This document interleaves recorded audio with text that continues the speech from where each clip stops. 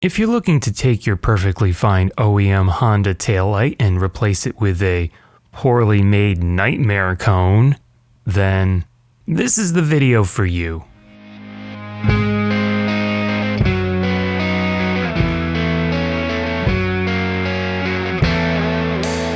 Some repros are good and some repros are this. If you've seen the original Honda taillight cone, consider yourself fortunate, because I've never seen one in real life or for sale. Original cone taillights seem to have come with any bike that had cone blinkers, and in America a lot of these bikes did not have blinkers. This is a C100, remember? The C50 always came with circular blinkers. In the original, the lens mounts right to the fender with what appears to be a rubber gasket and attaches to a smaller fixture that uses fuse-like bulbs. In the owner's manual, they show two separate lights for brake and tail rather than the two filament bayonet bulbs that were common in America. So, from the point of view of a fool who's shopping online, this would seem like a close enough replacement, except when you see it in person, you will be instantly disappointed by the plastic base that isn't even gray plastic, it's black plastic spray painted gray, so it comes off when you're trying to install it. Basically, everything about this is crappier build quality than a Honda OEM part, or really any replacement part you would find. And all I want to do is get rid of my license plate holder, because I don't need it. But is it worth it? Let's blindly move forward and find out. First, take off the back tire, which is really easy because you don't have to remove the chain to do it.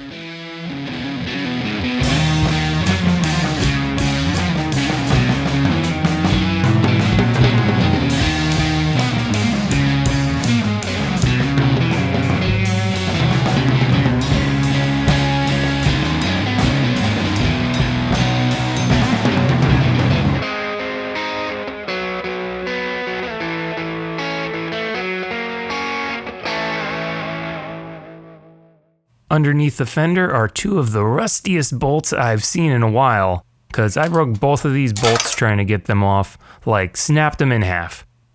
Luckily the fender isn't threaded, it's just a hole, so I had some bolts that fit. These little crimps hold the wires in place, and I don't know why this channel has to be this long. Just make it shorter and add an extra crimp. So I'm pulling out some slack to work with so I can use the old wires with the new light. Green is the brake light and brown is the tail light that comes on when you turn on the headlight. This new light has a black negative ground wire, and the reason the original light doesn't have that is because the base is made of metal, and on motorcycles, the entire bike is an electrical connection to the battery. This new light has a plastic mount, so it needs a ground wire. So I have to connect that to the frame of the bike. For some reason, they spray painted this after putting in the metal bulb mount, so I have to sand it because paint is an insulator and the sides of the bulb are what connect to ground. Yeah, if they just used gray colored plastic to begin with, this wouldn't even be an issue. Well, those ivory tower eggheads have screwed us again. Let's just have some milk and go to bed. Oh, hey, this milk's broken!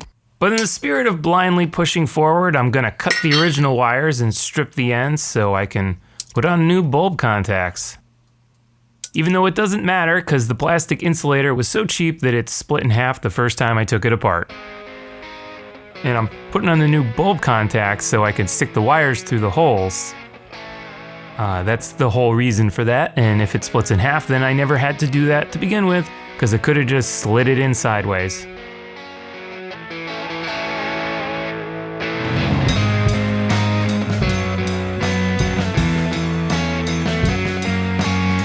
But first we have to add an O-ring terminal to the ground wire.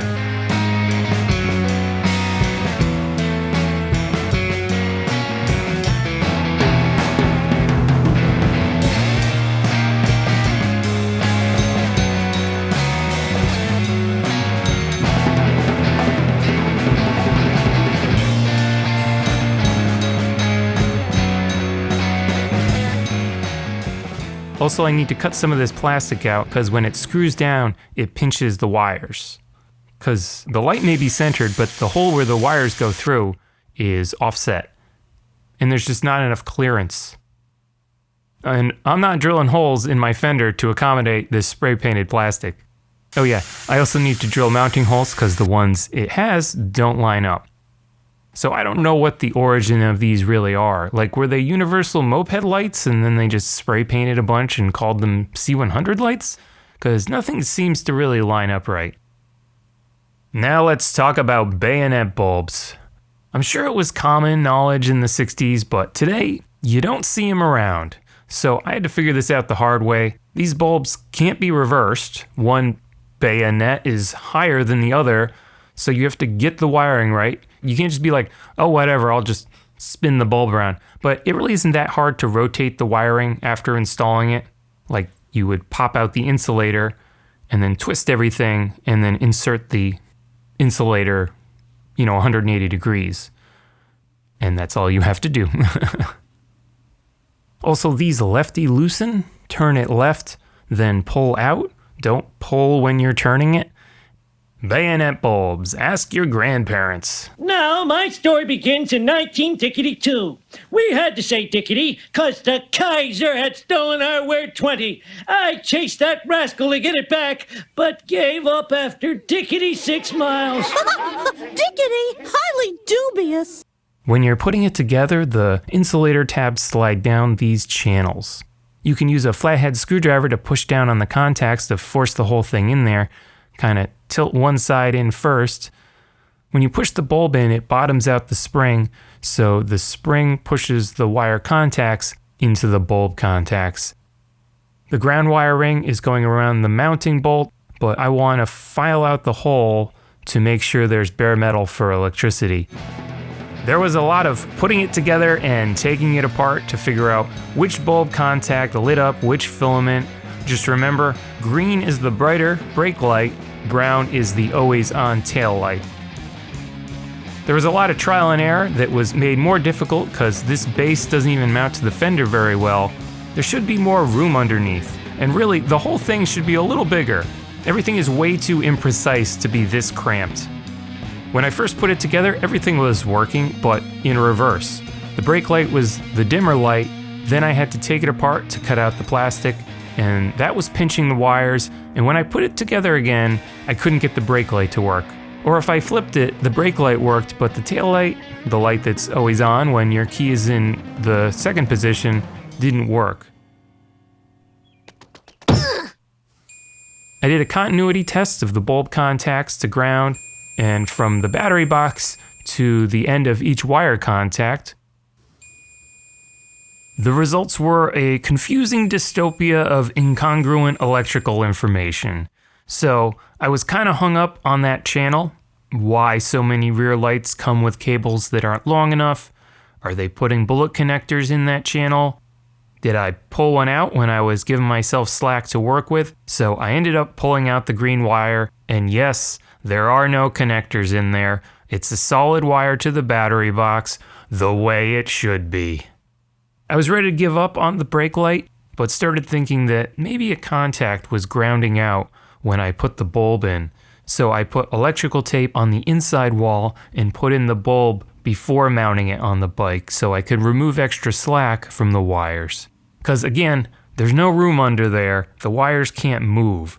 And when you put in the bulb, you're pushing down on the wires, and the insulator is split. So I think the green was getting pushed into the sidewall when the bulb was in there, and that's why I couldn't figure it out with the multimeter. I wish this was a better light. I can't recommend buying these lights. I feel like this has been the biggest time sink out of all the things I've done to this bike. Like, I'm putting in the hours, but I'm not making any progress. They are surprisingly cheap to buy, but when you get one, it's obvious why. It might look good from a distance, it might look good in photos, but I'm not exactly confident that it won't crap out someday. At nighttime, of course. And if I can't find a better one, I might be inclined to fabricate a better mount for it. I mean, the lens is good enough, and so is the bulb mount. I just hope I can get a couple years out of it before I have to deal with that.